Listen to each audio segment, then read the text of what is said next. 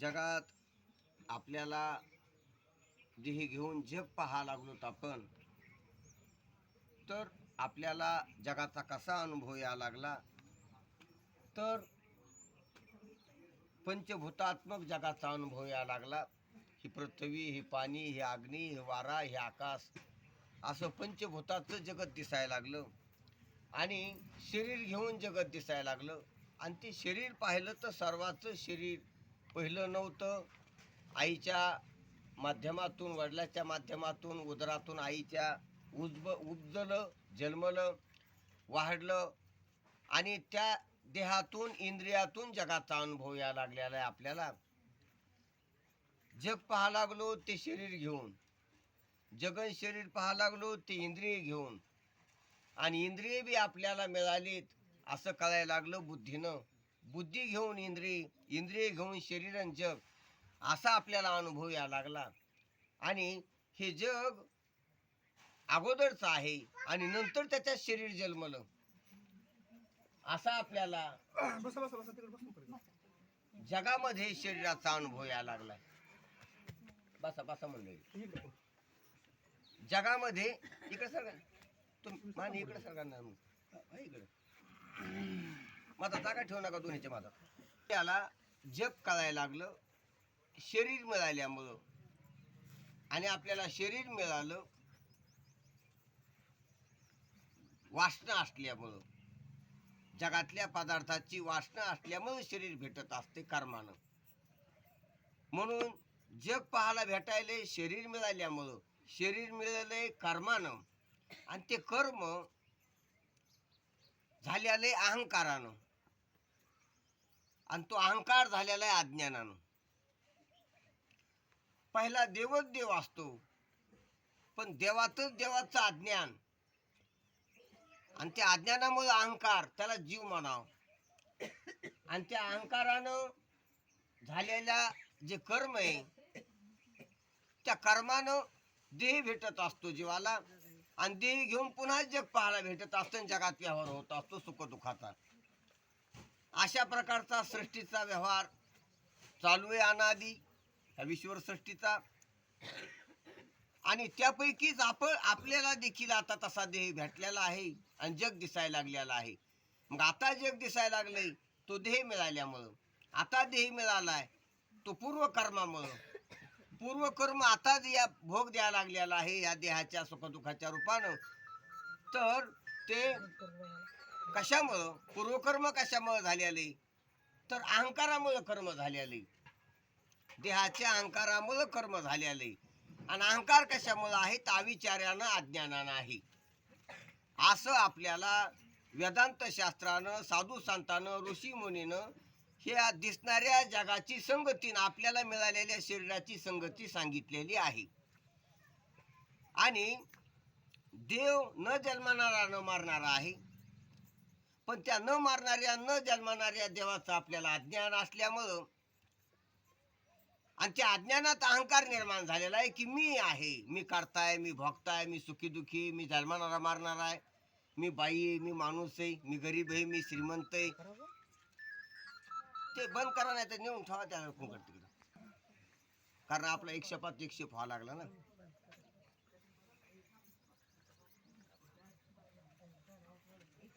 जग पाहायला भेटायला शरीरामुळं, शरीर निर्माण झालं कर्मामुळं, कर्म झालं अहंकारामुळं, आणि अहंकार झालता अविचारानं, तो अविचार होता अज्ञानानं स्वरूपाच्या, आपल्या न मारणाऱ्या दिव्य स्वरूपाच्या अज्ञानानं, निर्गुण निराकार स्वरूपाच्या अज्ञानानं अहंकार होता. म्हणून अहंकार सर्व संसाराचं बुड आहे. म्हणून अहंकार निवृत्तीसाठी परमार्थ करायचा आपल्याला. आपल्याला अहंकार संपवायसाठी परमार्थ करायचा. आणि अहंकार संपितोय तो मनुष्य देहात, हा विचारून अहंकारू सांडीजी. कारण अहंकार अविचारानं निर्माण होत असतो आणि विचारानं संपत असतो. आणि तो विचार करता येतो मनुष्य देहातल्या जीवाला, पशुपक्षाला विचार करता येत नसतो. म्हणून आपल्याला विचारवान देह भेटलेला आहे, ज्याच्यात विचार करता येतो असा देह भेटलेला आहे. म्हणून आपण विचारा करण्यासाठी जगाव. कशासाठी जगायचं, विचार करायचा आहे. दुपारून काय करायचं? विचार करायचा आहे. जेवण झाल्यास काय करायचं? विचार करायचा आहे. कवा बी विचार करायचा. म्हणून महाराज म्हणतात क्षणोक्षणी हाची करावा विचार. सकाळी उठल्यावर काय करायचं? विचार करायचा आहे. समजे काम आटपल्यास काय करायचं? विचार करायचा आहे. जेवण आटपल्यावर काय करायचं? विचार करायचा आहे. विचारा वाचून न पविजे समाधान. सारासार विचार करा उठा उठी, नामधारा कंठी विठोबाची. असं विचाराचं, नामस्मरणाचं, भक्तीचं साधन साधू संतांना आपल्याला सांगितलेलं आहे. आणि ते आपल्याला मनुष्य देहात करता येते. म्हणून आपण मनुष्य देहात साधनारूढ राहू, विचार करावा. आणि विचार केल्यावर अहंकार समाप्त होतो. आणि अहंकार समाप्त झाला की देवच कळाला. अहंकार गेला तुका म्हणे देव झाला. अहंकारामुळे देवाचा जीव झालेला आहे. कशामुळं? अहंकारामुळे देवाचा जीव झालेला आहे. आणि अहंकार गेला की जीवाचा कोण होत असतो? देव होत असतो. एका जनार्दनी कल्पची मोराला तोच हरी झाला. जर कल्पना संपली की तो जीवच देव होत असतो. आणि जर कल्पना नाही संपली, परमार्थ करून बी कल्पना नाही संपली, तर न सुटे कल्पना अभिमानाची गाठी, घेता जन्मकोटी हरी कायचा. म्हणजे किती बी जन्म येऊन परमार्थ केला आणि त्या परमार्थात कल्पना आपल्या जर नाही निवृत्त झाल्या, तर कोटी जन्म येऊन घेऊन बी परमार्थ करीत बसले तरी बी देव सापडणार नाही, असं आपल्याला नाथ महाराज त्यांच्या हरिपाठातून सांगतात. म्हणून जीव का, देवाचा जीव कसा झाला? कशामुळे झाला? आताच पाहिलं आपण. कशामुळे देवाचा जीव कशामुळे झाला? हो, अज्ञानामुळे, अहंकारामुळे झाला होता. अज्ञानामुळे अहंकार, अहंकारामुळे जीव झाला. हा, आता अहंकार कशामुळे झालेला आहे? अविचारामुळे. अविचारामुळे अहंकार झाला. आणि विचारानं अहंकार जातो. कशानं? विचारानं अहंकार जातो. कारण अहंकार अविचारानं आहे. कारण देह आणि परमात्मा, जीव किंवा आत्मा हे वेगवेगळे आहेत. पण अविचारानं एक वाटते. कशाने एक वाटते? अविचारानं एक वाटत असते. ते वेगवेगळे. देह वेगळा आहे, आत्मा वेगळा आहे. पण त्या आत्म्यालाच मधात अविचार असला तर तो देह मी वाटत असतो.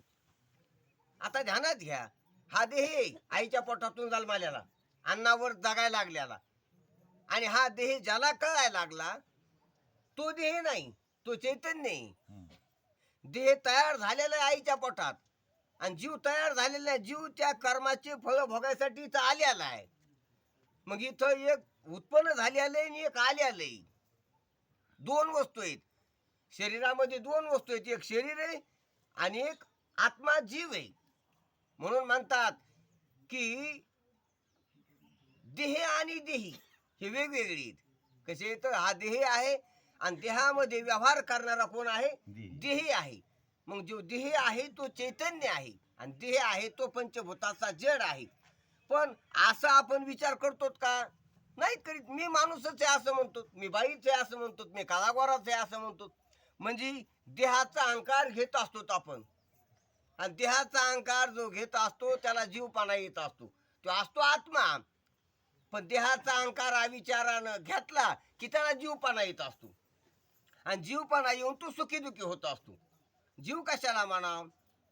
तर देहाचा अहंकार घेणार चैतन्य. कशाचा अहंकार घेणार? देहाचा अहंकार घेणाऱ्या चैतन्याला जीव मानतात. आणि देहाचा अहंकार घेऊन ते देहाकून आणि जगातल्या पदार्थाकून सुखाची इच्छा करीत असते. आणि देह घेऊन जगातले पदार्थ मिळून सुख होत नसते. पण त्याला देह घेऊन जगातले पदार्थ मिळून सुखी व्हायचे.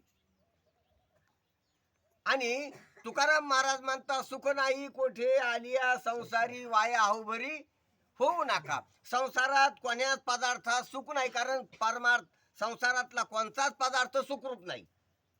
सर्व पदार्थ भौतिक आहेत आणि सर्व भूत गुणाचे आहेत आणि सर्व गुण मायेचे आहेत. आणि माया विक्षेप रूप आहे, सुखरूप नाही. माया स्थिर नाही, चंचळी. माया खरी नाही, खोटी. माया आनंद नाही, दुःख आहे. माया दुःख आहे. माया मोहात पाडीत असती, माया फाशात पाडीत असती, माया बंधात टाकीत असती, माया जन्म मरणात डुबीत असती. म्हणून येरते माईक दुःखाची माया म्हणले की दुःखाला निर्माण करणारी आहे.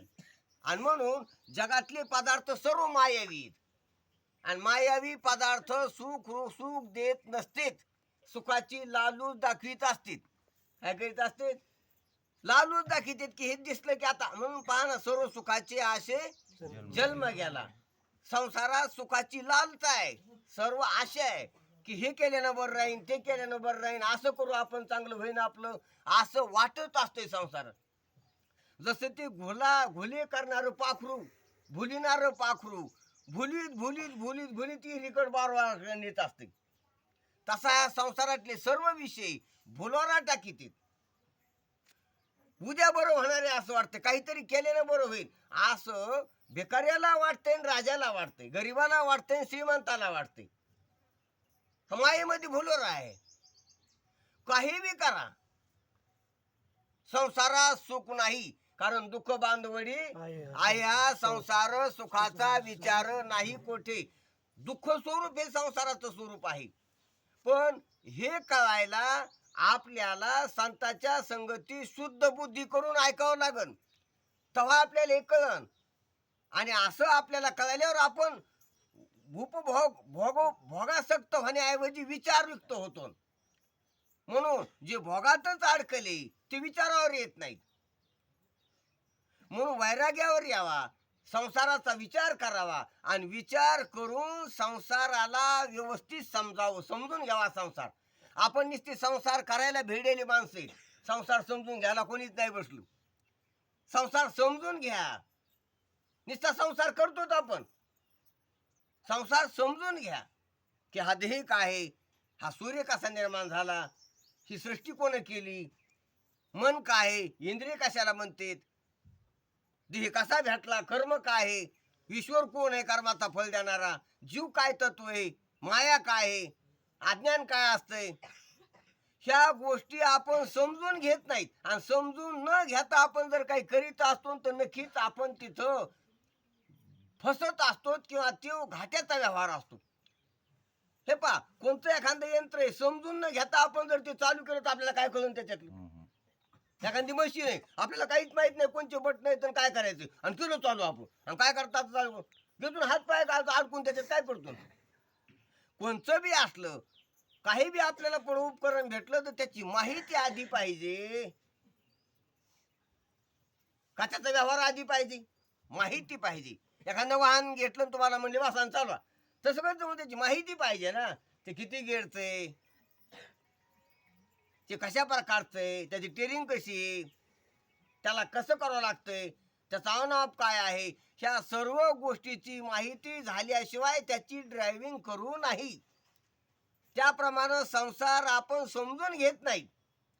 आपण शाळा जरी शिकलो असलो तर संसार समजून घेण्याची शाळा नाही शिकलो. संसारात धन धान्य मिळवायचं, नोकऱ्या लागायच्या याची शाळा शिकलो.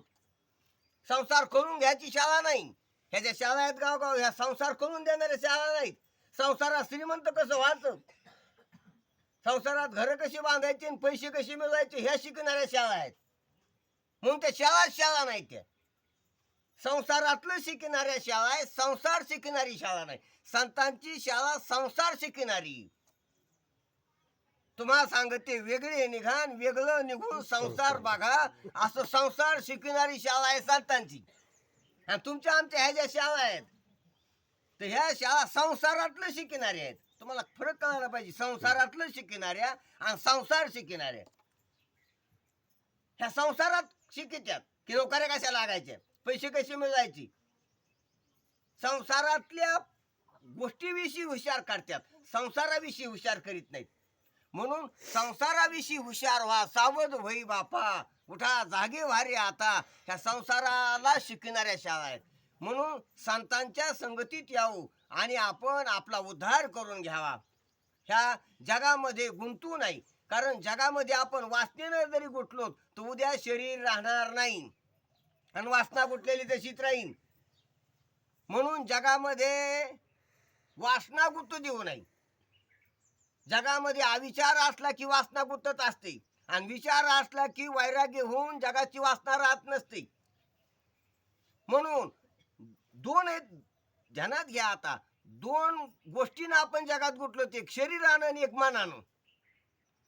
शरीरानं गुंतलेलो आयुष्यात आहे तोपर्यंत आणि मनानं गुंतलेलो आहेत अविचार आहे तोपर्यंत. आयुष्य संपले की शरीर पडन, जग दिसणार नाही. पण वासना असल्या की वासनेनं जगाला गुंतलेलोच राहतो भोगाला. म्हणून वासनेनं का गुंतवतो जीव? तर अविचारानं.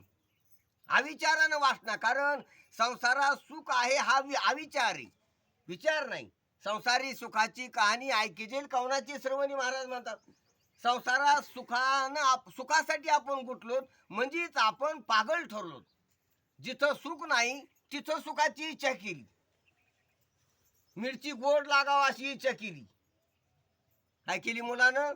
लाल मिरची आहे आईस्क्रीम सारखी दिसायला लागली म्हणून ती गोड लागावं अशी इच्छा केली. चोखाय लागला. आता चोखाय लागला इतकं बरे, पण जर ती फुटली तोंडात तर मग जास्त गोड लागन का नाही? निश्चित चोखल्यानं गोड लागन का दातानं चावल्यानं गोड लागन? कस लागन? कशीच गोड लागत नाही. निश्चित चोखली तर चोपडी लागन, पण दातानं जर चावून चोखली तर काय लागन? मग तसंच आहे संसार. काही लोक नुसता चोखितात आणि काही फोडून चोखितात आणि फोड्यावर मग त्याचा आग भडका होत असतो. ध्यानात घ्या, संसार दुःख देत असतो. जया अंगी मोठेपण तया यातना संसार फुटला त्याच्या तोंडात. कोणाच्या? ज्याला मान धन मोठेपणा हे भेटलं त्याच्या यातना पहा तुम्ही. त्याच्या तोंडामध्ये ती मिरची फुटलेली आणि बाकीची निशी चोखायला लागले, बरं येत नसतं. म्हणून सांगायचं तात्पर्य, मिरचीकडून गोड लागावा अशी अपेक्षा करणं जसं अज्ञान आहे, अविचार आहे. म्हणून विचारानं ती मिरची हातातून खाली टाकून द्यावा. विचारवान मिरची हातातून खाली ठेवीत असतो आणि अविचारवान चोखीत असतो. त्याप्रमाणे संसाराची आसक्ती टाकून द्यावा. संसार राहू द्या, शरीर हे आयुष्याने संसारात राहू द्या, पण संसार